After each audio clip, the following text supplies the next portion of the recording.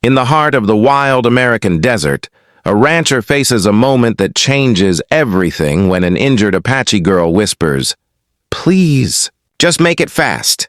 What he does next will leave you speechless. Don't forget to like, subscribe, and share. Where are you watching from? Let's get started. The Arizona sun bled across the horizon, spilling gold and copper light over the canyons and dry riverbeds that stretched endlessly into the distance. The air was heavy with dust and silence, broken only by the soft jingle of a bridle and the weary creak of leather. Luke Dawson rode his horse through the desert trail, hat pulled low, eyes narrowed against the glare. He had been out since dawn, trading supplies in town and checking fences along the far edge of his property. It was lonely country, empty for miles, and Luke preferred it that way. Ever since his brother's death in a flood 6 months earlier, he had learned to keep to himself. Grief had hardened him, and silence had become his only companion. As his horse climbed a ridge overlooking a dried-out creek bed, something caught Luke's attention, a faint color that didn't belong to the sand or stone. He frowned, tugged the reins, and leaned forward in the saddle. There, half hidden among the brush, lay a figure. At first, he thought it was a coyote dragging a blanket, but as he drew closer, the truth hit him like a punch. It was a young woman, her skin bronze, her dark hair tangled with dust, and blood soaking her shoulder. Her breathing was shallow, her lips cracked from the desert heat. He swung off his horse in a heartbeat, boots hitting the ground hard as he rushed forward. "Hey, you alive?" he called out, his voice rough but cautious. The woman stirred, her eyelids flickering open. She looked up at him with piercing black eyes that still burned with life, even through the pain. Her fingers twitched around something in the sand, a knife. When she spoke, her voice was barely a whisper, hoarse from thirst. "Don't come closer," she said in a trembling tone, though her hand was too weak to raise the blade. Luke froze where he stood and raised both hands slowly. "Easy now," he said gently, his voice softer than before. "You're hurt bad?" "I ain't here to harm you." She narrowed her eyes, suspicious, her breath coming in shallow bursts. White men always say that. "Before the bullet," Luke's throat tightened. He had heard enough stories of raids and revenge to know why she didn't trust him. "Name's Luke Dawson," he said, lowering his voice. "I own a ranch a few miles from here. You need help or you won't make it through the night." She blinked, dazed, her knife slipping slightly in the sand. For a long moment, she said nothing. Then her cracked lips moved again and she whispered, "Please, just make it fast." The words chilled him to the bone. He realized what she meant. She thought he would end her pain. He knelt down slowly, shaking his head. "I ain't killing you," he said quietly. "Not today." She tried to move away, but the effort made her gasp in pain. Without another word, Luke tore off his bandana and pressed it against the wound in her shoulder. Blood soaked through the fabric fast, but he held it firm, doing his best to stop the bleeding. "Hold still," he muttered, though she barely heard him. Her eyes fluttered closed, and her body went limp in his arms. He looked around, scanning the horizon. No sign of soldiers, no sign of anyone. He didn't know what had happened to her, but it was clear she'd been running from something. He had a choice: leave her here to die, or carry her to safety. Luke slid his arms under her fragile frame and lifted her onto his horse. The mare shifted uneasily under the extra weight, but he steadied her and mounted up behind the girl, holding her gently as he guided the horse home. The sun was setting, turning the desert crimson as they rode. She drifted in and out of consciousness, whispering in Apache words Luke couldn't understand. Her head rested weakly against his chest, and he could feel her trembling with fever. He rode faster, praying silently that he wasn't too late. By the time they reached the ranch, darkness had swallowed the horizon. Luke carried her inside, laying her carefully on his brother's old bed. The small cabin smelled of leather, wood smoke, and faint traces of whiskey. He lit a lamp and rolled up his sleeves. His hands were steady, though his heart was racing. He cleaned the wound with whiskey, then heated a needle in the flame. When he began to stitch, she groaned softly but didn't cry out. Her face twisted in pain, yet she refused to show weakness. When he finished, he wiped his brow and sat back, exhausted. "You're tougher than most men I've known," he muttered under his breath. Her eyes opened a crack, glimmering in the lamplight. Why? She whispered. Why help me? Luke looked down at his rough hands, stained with blood that wasn't his. 'Cause someone's gotta, he said simply. She studied his face for a moment, then asked, You know what I am? He nodded. Apache. Her lips tightened. Then you know your people kill mine. Luke met her gaze without flinching. Yeah, he said quietly. And yours done the same to mine. But not tonight. That night he didn't sleep. He sat in a chair beside her bed, watching over her as the fire crackled low. Outside, coyotes sang to the moon, and the desert wind moaned through the trees. Inside, two strangers, enemies by birth, united by circumstance, shared a fragile peace. Every hour, Luke changed the cloth on her shoulder and gave her water. When the fever rose, he cooled her forehead with a damp rag, whispering that she was safe. He didn't know if she heard him, but he kept talking anyway, like a man trying to convince himself that saving her had been the right thing to do. When dawn came, the sky bloomed in soft pink and gold. Luke dozed off in the chair, hat over his face. The Apache girl woke first, blinking in confusion. The pain in her shoulder was dull now, but real. She turned her head slightly and saw him. The rough rancher who had saved her life slumped in a chair like he'd fought a war through the night. For a moment, she simply watched him, studying the quiet lines of his face, the calluses on his hands. He looked like a man who had carried too much sorrow and learned to hide it behind silence. She murmured softly, You risked your life for me. Luke stirred at the sound, lifting his hat. You're awake, he said, his voice still gravelly with sleep. She nodded weakly. Why? He shrugged. Didn't seem right letting you die out there. She blinked slowly, her dark eyes steady. My name is Nietzsche, she said after a moment. It means mischievous one.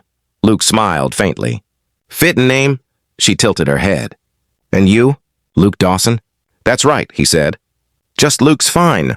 Over the next few days, Nietzsche's wound began to heal. She was stubborn and proud, refusing to rest once she could stand. She helped feed the horses, washed dishes, and tried to repay his kindness in small ways. Luke didn't stop her. He simply watched in quiet admiration as she moved, graceful, alert, with eyes that saw everything. But he also saw the sadness in her face when she thought he wasn't looking. One evening, as the sun set over the hills, she finally told him the truth. Her voice was low, trembling, but strong. Soldiers raided our camp, she said. They thought we stole horses. My brother fought back. They shot him. I ran. And one of them followed. I stabbed him before he could shoot me. Luke's jaw tightened. You defended yourself. She shook her head. They won't see it that way. If they find me here, you'll hang for harboring me. He looked straight into her eyes and said without hesitation, Then I'll hang. The days that followed were thick with tension and quiet understanding. Nietzsche healed enough to move freely, but the fear in her eyes never left. She often stood by the corral at dusk, staring toward the distant mesas, as if waiting for someone who would never return. Luke watched her from the porch, polishing his rifle out of habit more than need. He didn't say much, he never did, but his mind was loud with worry. He knew the army patrols would be combing every canyon by now, searching for the Apache girl who had killed a soldier. He didn't know her whole story, but he knew enough to understand that she hadn't done it out of hate. It was survival, the kind that turned good people into fugitives overnight. One evening, as the wind carried the dry scent of mesquite across the land, Nietzsche spoke. You should let me go, she said quietly. Luke was fixing a lantern by the barn, but he froze at her words. You're not strong enough to make it far, he said without turning. She stepped closer, her voice trembling but firm. I can't stay. They'll find me, and when they do, they'll kill you for helping me. I won't have your blood on my hands. Luke set the lantern down and faced her. You think I saved you just to watch you die in the desert again? She frowned. Why do you care? He hesitated, struggling for words. Because somewhere along the way, I got tired of watching people die who don't deserve to. Nietzsche didn't answer. The fire in her eyes softened for just a moment, and she turned away, staring at the horizon. Luke stepped forward, close enough to see the faint scars on her hands. "Listen," he said quietly.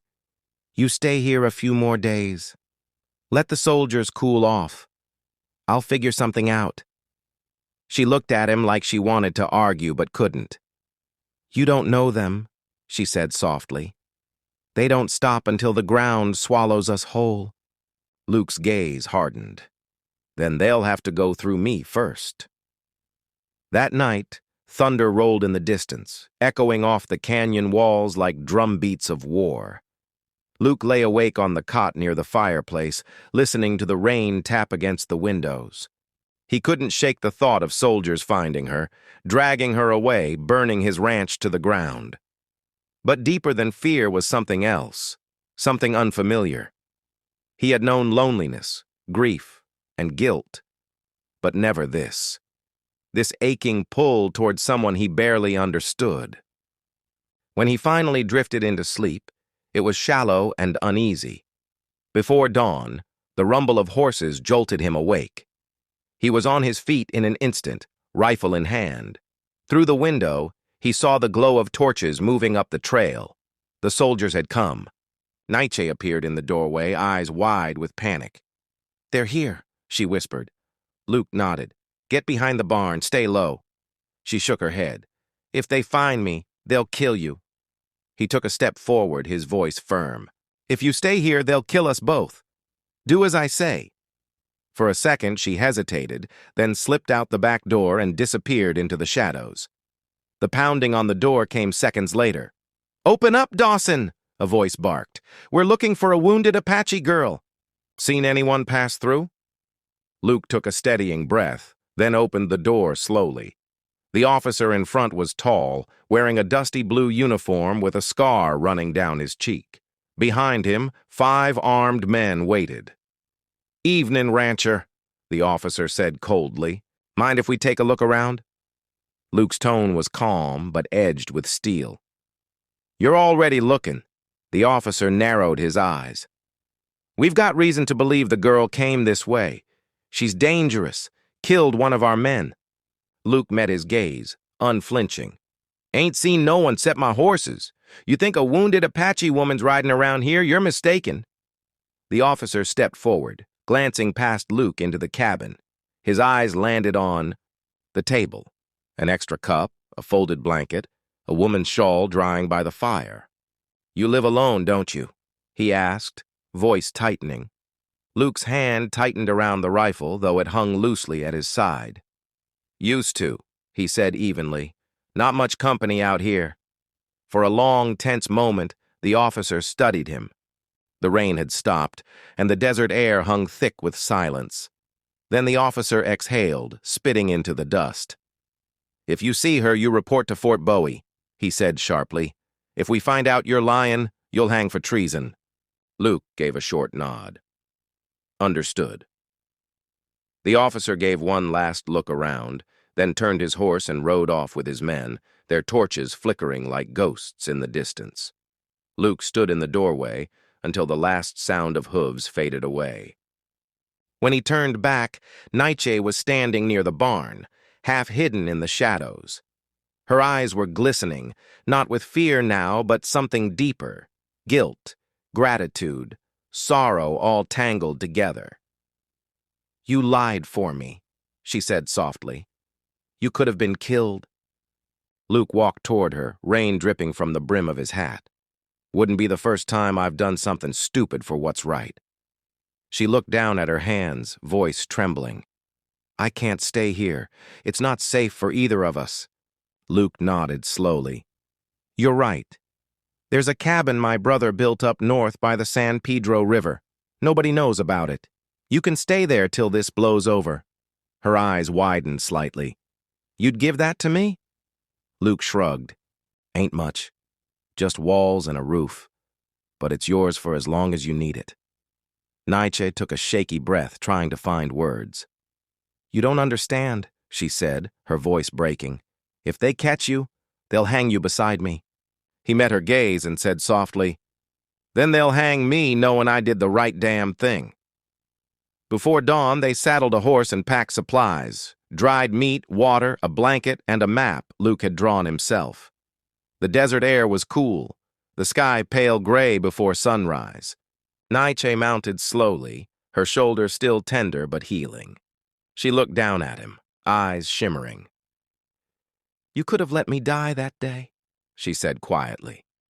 Luke's expression softened. "Could have," he said. "Didn't." For a long moment, they just looked at each other, the weight of unspoken words heavy in the air. "What will you tell them?" she asked finally. "That I never saw you," he said. She gave a faint smile, the first real one he'd seen. "Someday I'll repay this." He tipped his hat. "Just live, Naiche. That's enough." As the first light touched the horizon, she turned her horse toward the canyon and rode away, her red shawl trailing like a ribbon of fire in the wind. Luke watched until she disappeared into the golden dust. He stood there long after, the wind whispering through the grass, feeling something stir inside him that he hadn't felt in years, a strange, aching hope. Weeks passed. The soldiers never came back. The ranch returned to its quiet rhythm, though Luke found himself looking toward the horizon every evening, half expecting to see that flash of red against the sand again. Then one morning, a small leather pouch appeared on his porch, tied with beads in Apache patterns. Inside were 2 silver coins and a single hawk feather. There was no note, but Luke didn't need one. He understood. He stood there in the sunlight, holding the feather between his fingers, and smiled faintly. The world was cruel and wide, but sometimes, he thought, mercy had a way of finding its own path. The day he stopped to help a dying girl in the desert, he had done the unthinkable. And in doing so, he had found a piece of his own humanity again, something he didn't know he'd lost. The wind carried the scent of rain across the desert as Luke looked out toward the canyon one last time.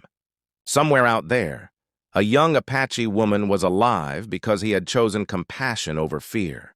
And that, he thought, was enough to make all the silence in his life finally mean something.